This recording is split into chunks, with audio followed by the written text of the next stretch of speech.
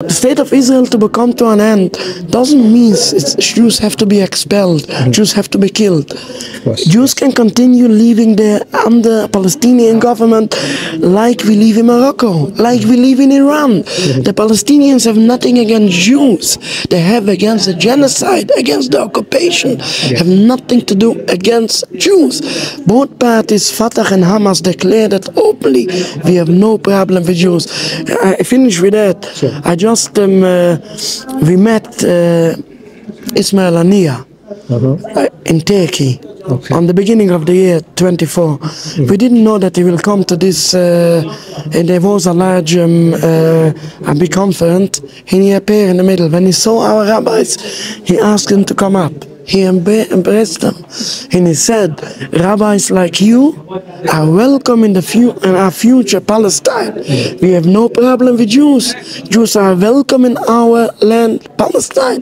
We have a problem with our occupiers, the people who are killing the men, women, children. That is our problem. But Jewish people, we have no problem at all. Assalamu alaikum, প্রিয় ভাই বোনেরা। গাজার চলমান গণহত্যার 1 বছর পূর্তি উপলক্ষে all Palestinian প্যানেলিস্টদেরকে নিয়ে একটা অনুষ্ঠান সম্পন্ন করেছি। আমার সাথে একজন রেসপেক্টেড এবং ভেরি ইউনিক রাবাই রয়েছেন, যিনি ওনার জীবনকে সাজিয়ে নিয়েছেন প্রো প্যালেস্টিনিয়ান অ্যাক্টিভিজম এবং জায়নিস্ট মুভমেন্টের বিরুদ্ধে কাজ করার জন্য। তো চলুন আপনাকে সাথে নিয়ে ওনার সাথে কিছু কথা বলি আমরা। Rabbi Beck, thank you very much for joining us. Rabbi Beck, my first question to you is, we've known you in the community to stand for the Palestinian cause and also work actively against the Zionist movement. Could you tell me what drives you to take the risk of your life and of your community and continuously do it for decades after decades, please? Look, it's not a question really in today's day. There's so many kids, so many innocent people get killed, and everything is in my name. So how can people, I mean, what pushed me to do all this?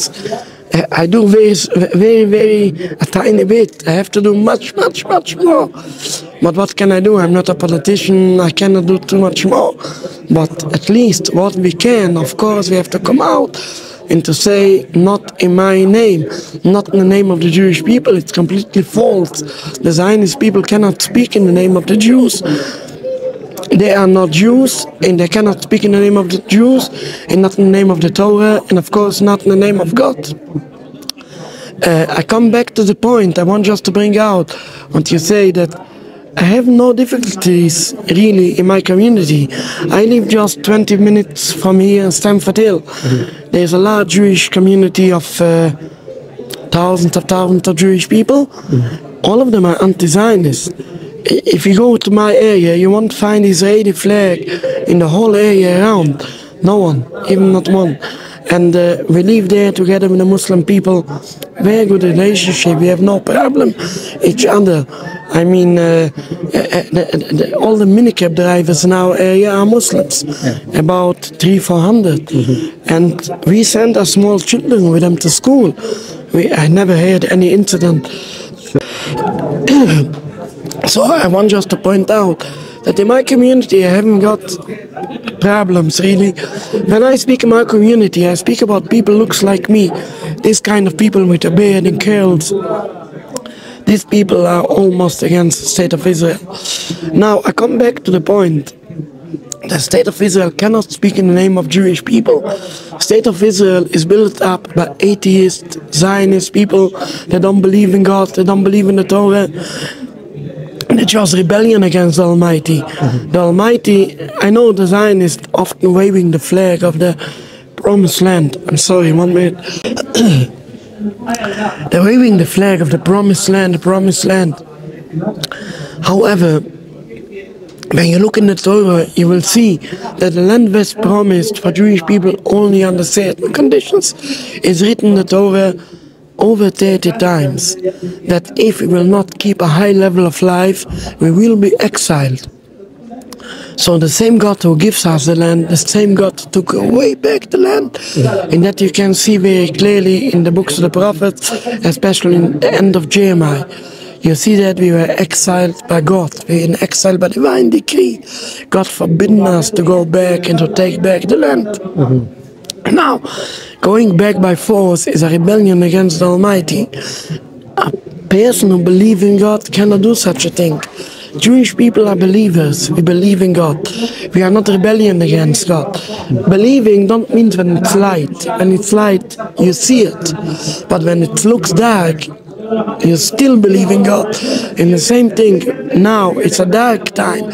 We are in exile, we are not rebellion against God. We're staying like good children and we believe in God 100%. The Zionists from the other side, they don't believe in God. So they are rebellion against God.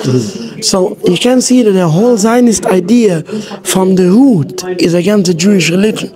Jewish religion is built up on trusting God. Zionism is built up on not trusting God. This is even doing the land of a free country, especially doing that by killing people, by robbing away the land of people. In the Torah it's written, the Ten Commandments, don't kill and don't steal. Rabbi, can I come back to this point a little bit later? I just wanted to ask another question in between, Yes. which is, I've heard you mention in many of your talks that the Jewish community historically actually flourished under the Islamic Caliphate or the Khilafah. That's probably a news to many people. Could you elaborate a little bit more why you think that? Yes, I can tell you that just a bit. My colleague, Rabbi Sofer, he coming from Iraq, he read from Iraq.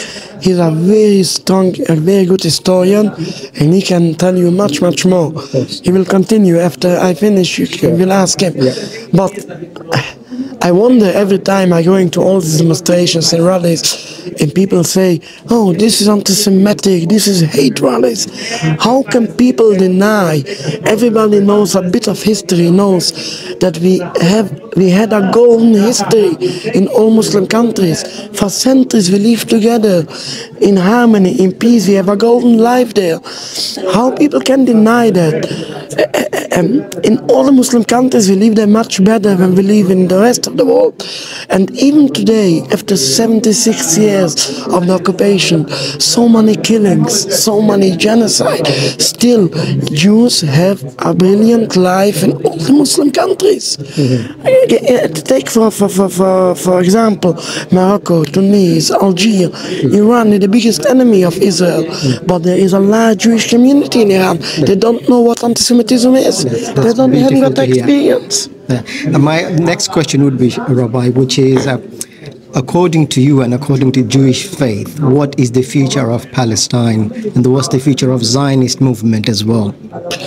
Look, in the Torah it's written, in the references in Numbers 41, Numbers 14, verse 41, that Prophet Moses say, a rebellion against God cannot be succeed.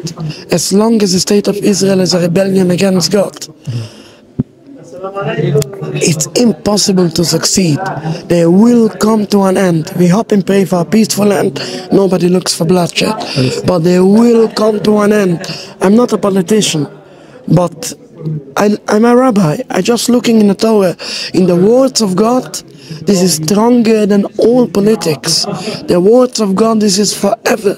It will stand forever. And when God say a rebellion against the Almighty cannot be succeed, it will not succeed. The Zionists are strong, I know, but everything is in the hands of the Almighty. He will bring the end. I hope and pray for a peaceful end. And people say, oh, it's impossible, a peaceful end. What do you say? No, it will be rivers of blood. Inshallah. The state of Israel to become to an end doesn't mean Jews have to be expelled, Jews have to be killed. Jews can continue living there under a Palestinian government like we live in Morocco, like we live in Iran. The Palestinians have nothing against Jews. They have against the genocide, against the occupation, have nothing to do against Jews. Both parties, Fatah and Hamas, declare that openly. We have no problem with Jews. I finish with that. Sure. I just we met Ismail Ania in Turkey. Okay. on the beginning of the year 24. We didn't know that he will come to this, and there was a large a big conference, and he appeared in the middle. When he saw our rabbis, he asked them to come up. He embraced them, and he said, rabbis like you are welcome in our future Palestine. We have no problem with Jews. Jews are welcome in our land, Palestine. We have a problem with our occupiers, the people who are killing the men, women, children. That is our problem. But Jewish people, we have no problem at all. Very beautiful reminder, Rabbi Beck. We pray for your good health and the safety for your community. Thank you for your time.